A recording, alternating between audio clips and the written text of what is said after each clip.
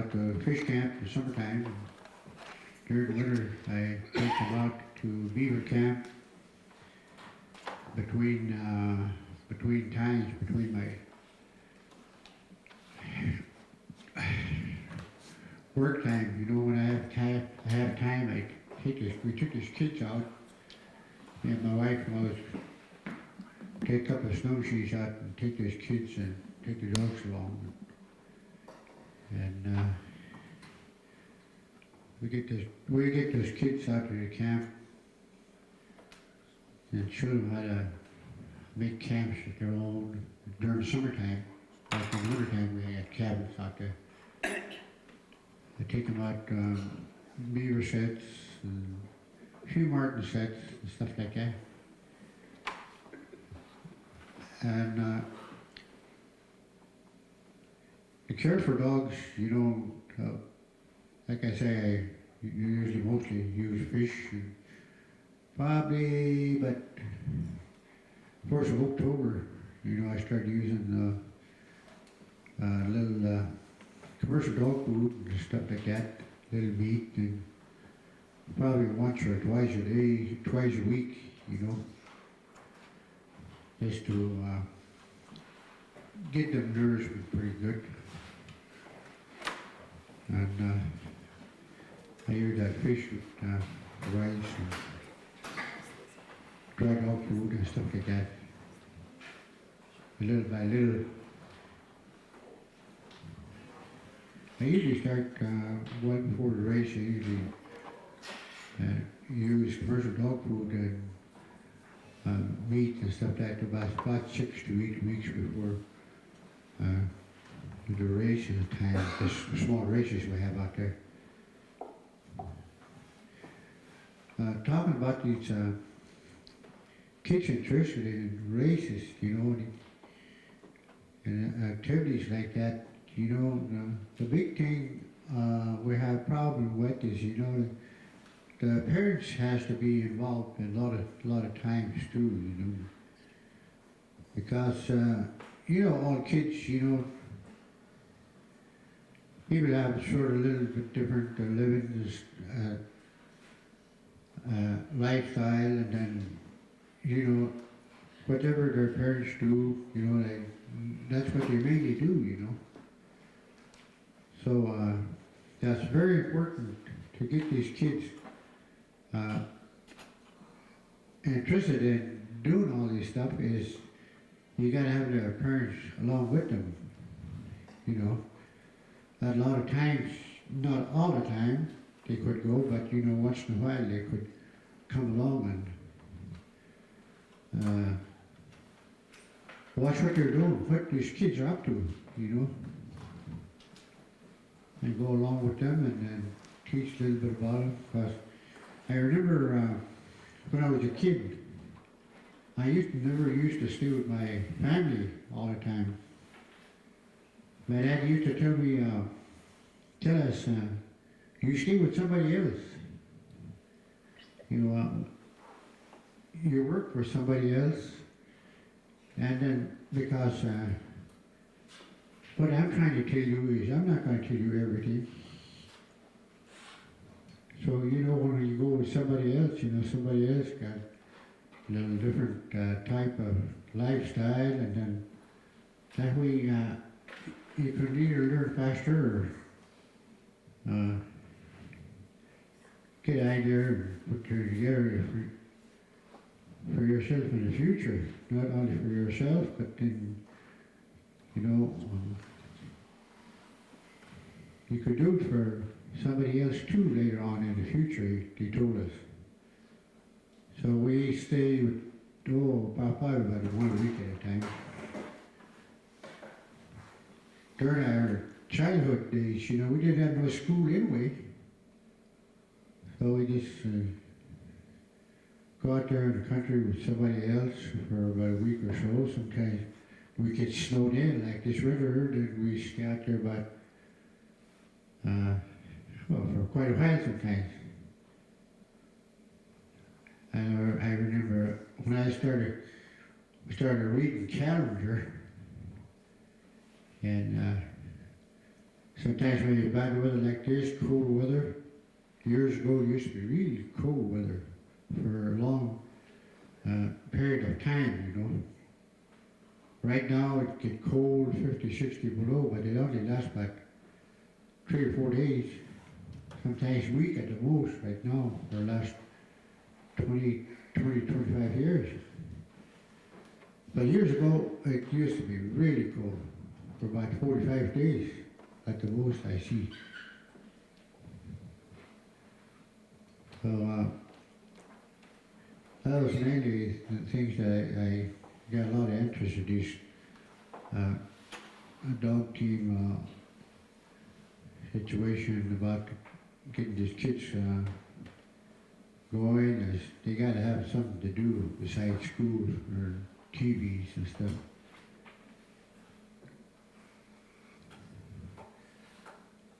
Yeah, another thing is, you know,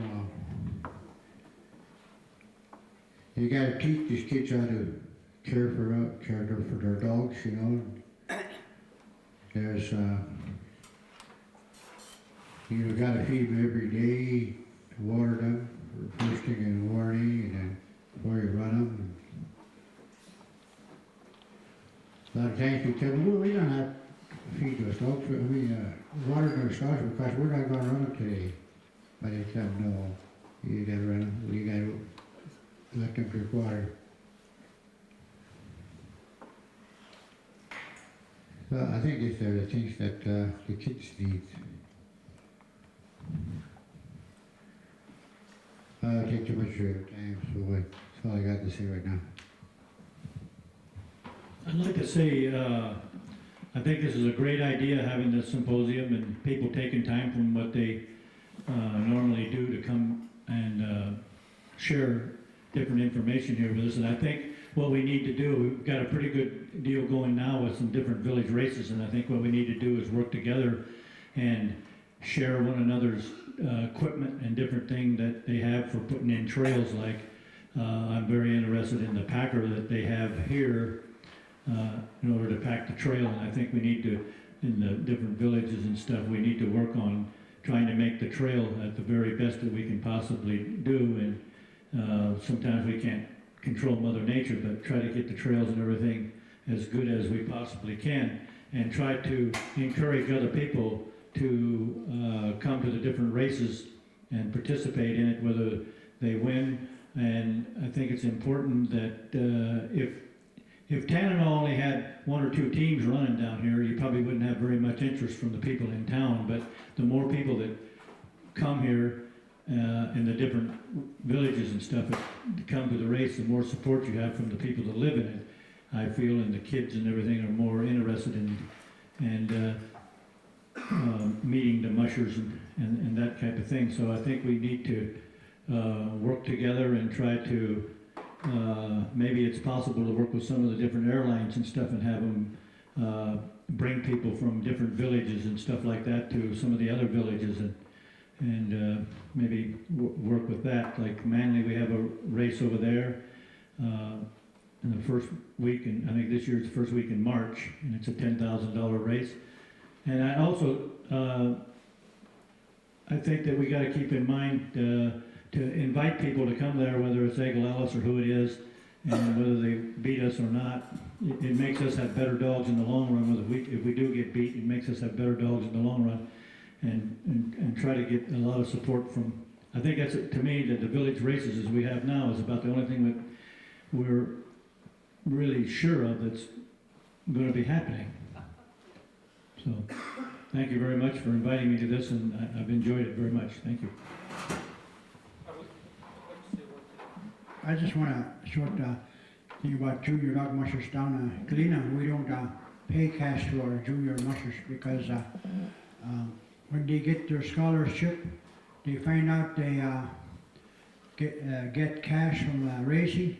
They're classified as professionals, you know. So we're kind of careful about giving cash to kids, you know, and kind of that. Thank you. Yeah, I don't have too much to add to what the people are saying here.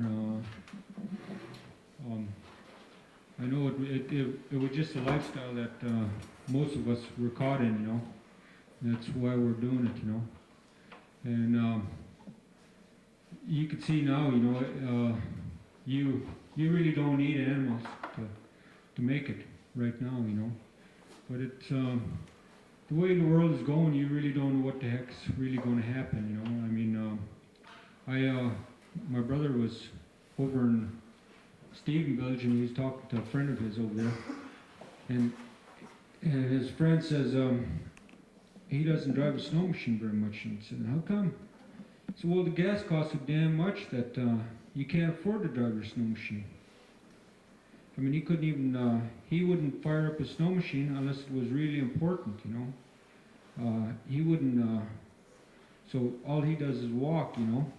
And if the gas keeps on going the way it's going, which it's going to do, sooner or later, if there's still snow on the ground in Alaska, you're going to own dogs. I mean, that's it, period, you know. I mean, they're going to, you know, unless we find another alternative to diesel or gas, you know, that gasoline is going to get more expensive. That's it, period. So it's always a good idea to keep whatever you learn in the back of your head, you know, because one of these days you might need it, you know. That's what I try to teach my kids, you know, and that's you know, trying to keep an eye on things, you know. Learn as much as you can while you can. Learn anything you can, you know. And I learned one thing about dogs. Man, I was an expert when I was young. I mean, you couldn't tell me any different. I knew what the hell I was doing, and I was an expert. My dad didn't know nothing, period. And I don't care how many races George Attla won, he still wasn't as smart as me. But you know, I could tell you 40 years from the day I started, man, I never learned anything, you know. the more you be around dogs, and the more you realize how hard it is to do it. That's why all these old guys are driving around with snow machines. That's the gospel truth. That's gospel truth. That's a hard work. That's a hard way to do things. And those guys that was good at it made it look halfway easy. But it ain't easy. It ain't easy. It's one of the hardest things you could do. I work construction and operate equipment, and you could as a man or a woman, any woman almost could learn anything about equipment in 2 or 3 months. I could teach a person in here to drive a truck in a week, and you'll be an expert. But you take a dog team and you learn about these dogs, and the longer you do it, the more you realize the less you know. And that's what I learned, you know. That's the hardest thing I learned. The longer I'm in it, the more I realize I don't know what the hell I'm doing, you know. That's it. Well, from where I'm sitting, Marvin, I could say I know what I'm doing now, because I'm not doing it anymore.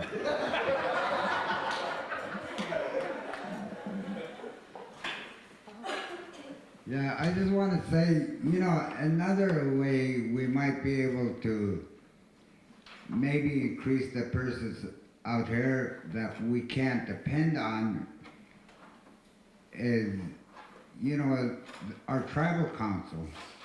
That's another channel we could possibly tap if there is any money, because there's a lot of government money out there that isn't applied for. And a lot of times we get funds in these villages that are actually returned back to the government because it hadn't been used, you know.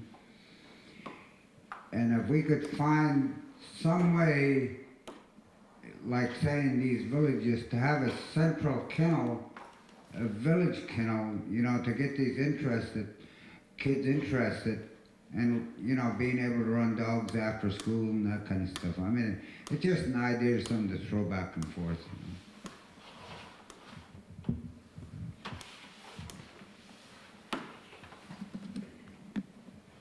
know. Well, there was a lot of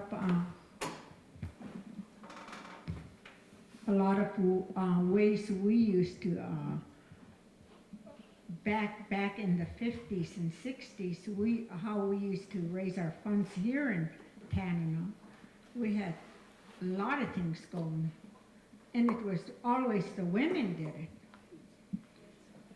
Women was always in charge, and I'm telling you, if the backbone of dog mushing is the women. Because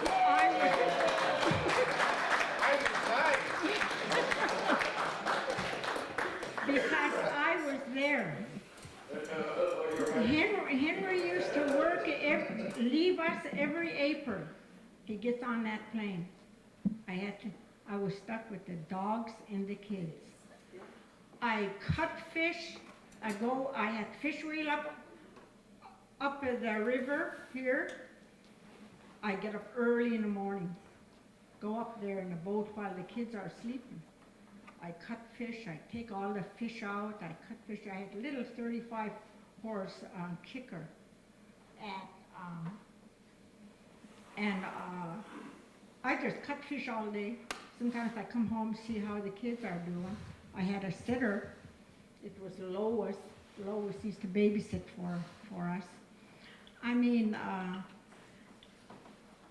and most of the time, I'm telling you, cutting fish, taking care of kids, taking care of dogs, taking care of wood, taking care of everything that's around the house.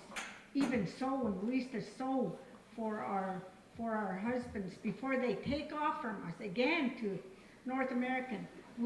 I was always left behind. I think if I was lucky, I went once or twice to North American. Henry was always taken off early in February because he's got a train. That weather up there is different than Tanana. And so he used to take off early. And again, I'm left. I just happen to enjoy having dogs. I happen to love my husband. I happen to love my kids. And I was just a devoted person that just loved to do these things. I don't care if I went out there and saw wood with, back then we finally got chainsaw. We used to haul our own water, carry our own water out. It wasn't easy, but when you're young, you could do it. It's just easy for everybody. It was just our lifestyle, the way we lived, and in the way we enjoyed it. I completely done a lot of stuff for Henry, my late husband. It was, you had to pick up after them, of course. You had to sew dog booties. You had to help make harnesses, but I didn't want to do that. If it was stink, I said, you do it. I don't want to do that. I got out of some work, but not very much. But I know that I was the iron dog and the leader right in the midst of all this good time business, and then stay home, always to take off and stay home. But man, I sure enjoyed those days. Those are the good times that I had of my life, and I enjoyed every bit of it. I don't care, when you're young, you can do anything. And there's no backing out of it. I know that for a fact. Thank you. Bye.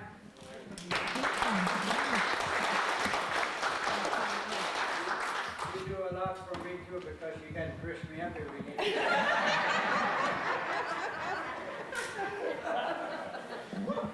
Yeah, first of all, I'd like to thank Tanana for inviting us over here. We really enjoyed our time. It was a great time that we had last night, and all the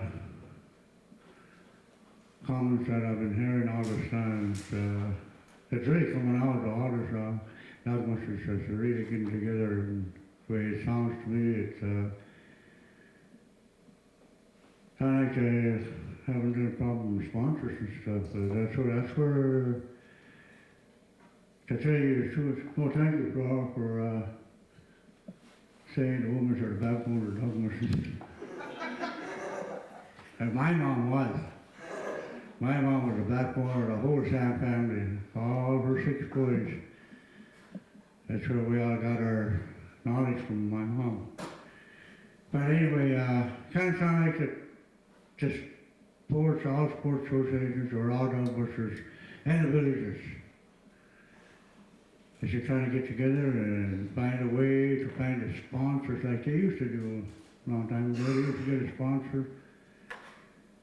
As far as the fairs were concerned, that wasn't a year-round sponsor. But nowadays they need a year-round sponsors. So I was just thinking all the time, listening to you guys, and at the very time I was looking at Shannon over there, she said, is there any way, he said you were the vice president of the Dog Mushers Symposium. Okay, is there any way that these Dog Mushers can contact you to help them find sponsors to get into town, or a year-round sponsor? Both Fairbanks Sports Association or Dog Mushers Association plus Anchorage. If this can go on, they can help these people find sponsors, then we might be able to compete and buy some dogs and stuff like that. See, we're competing, the way I feel, I said we're competing because I used to compete myself. We're competing against millionaires. These people, you know, we got nothing according to them. We're competing against millionaires. We're fighting for 4th place, 4th on down. And these guys can go up to anybody. They go up to the shitters and buy the shitters $45,000 dogs. They buy a litter for $45,000. Right from the shitters. I saw it from dog truck to dog truck. Transferred. So, you see what we're competing against. So we need money to buy our breeds back that we sold before. Do you understand what I mean? They had the money, they bought us out. Now we got to get the money to buy them back. We can't win it back, so we might as well buy them back. That's the true fact. So anyway, I see John over there really giggling away. He must have some kind of trick up his sleeve. Anyway, I'd like to thank Tanana for inviting us over here again. Really enjoyed our time here. Thank you.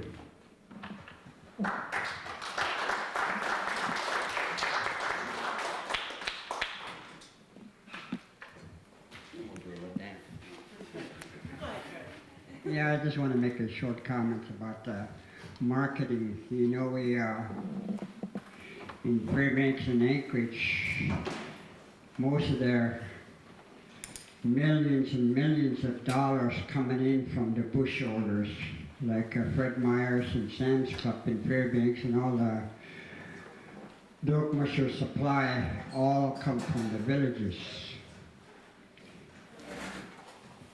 Those people don't even put a dime for our payback to sponsor us or anything.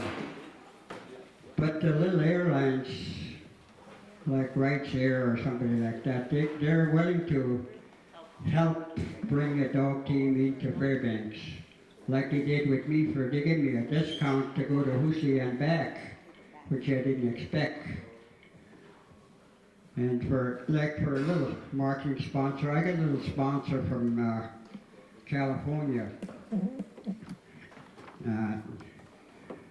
Dixie Gas and Oil, something like that. It's a small, I mean, I don't know how big an outfit, but last fall they asked me if I needed a sponsor. But stuff like that, if it goes on the internet, it might go nationwide. Say if I come in first place in Galena or Hoosier, I think that'll pop up the popularity of Dog Mushers in Interior to keep our Native Culture Sports Association going. And what I like to do, a couple of years ago, there was an international junior dog mushers in Fairbanks. You know, with all competing against the European dogs. They didn't win, but they were up in the top 10. And like Galena, for the junior race, I bring my team up there every year.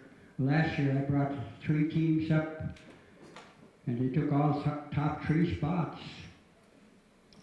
So those kids are interested. I try to keep them going, sometime whenever I said, hey, you want a dog ride? They'd be glad to go, even if they're just riding the sled, and help you learn how to. So to keep it alive, we have to start them young and keep them interested. I'll be willing to turn my whole team over to juniors when I retire from dog machine. I'll just maintain them for them. They can do whatever they want, any race they want. But I like to see this year, if I have enough leaders, I'd like to bring a team back to Fairbanks for the junior races. So to keep the kids going. The other kids from the other villages asked these 2 kids, how you like racing in Fairbanks? They said, oh, it was fun. You see all these cameras and people, news media, taking pictures of you. They're glad they were on TV and stuff like that. It's fun for them. It's their popularity of native kids mushers from the bush. With that, thank you. Since we're talking about junior clubs, and Billy mentioned that you don't give money, and that's true. The Fairbanks Club doesn't do that either. But like the adult clubs, they do have regular races. They have 5 preliminary races and then their big championship races. So ideas, I guess, for the villages, since you guys are here and you're going to go back, if you do more regular races, and you don't have to race for money, we get prizes and we have companies donate. When I was a kid, we used to race for ice cream and pop. First place was a 6-pack of Coke, and second place got ice cream or candy bars, and man, we thought we were in hog heaven. And I watched all these kids today, I said they probably would enjoy a candy bar or 6-pack of pop if they won the race. I mean, I always hear, well, I'm not going to say it on the beer races, but we could have pop races. So if we do that, and you guys go back and let these kids know, like Benedict mentioned, you can go to Fairbanks and race in the junior clubs. In Anchorage, they have a junior world championship too that a lot of kids go to. And the other thing to dangle in front of them is that the Arctic Winter Games has dog mushing every 2 years. And it's kind of hard. I never heard about it a lot, but I've been on the selection committee a few times, and my daughter went one year. That's another thing to let the kids know, and it's a lot of fun. They get to travel to different places and see a lot of different people from Canada. So it's a lot of fun that way. So just keep those in mind when you go back to say maybe the kids aren't interested, but maybe those things would keep them interested. And I want to thank everybody also, like everybody else said, this was a really interesting, and I enjoyed being here. I felt young and out of place, but I'm really happy to be invited and to share the knowledge and to take us back and to know. And thanks Tanana for hosting this. This was a great time. I I just want to thank everybody for bringing us down and everything, and I finally got to drive Charlie Bones #1 team for 12 hours.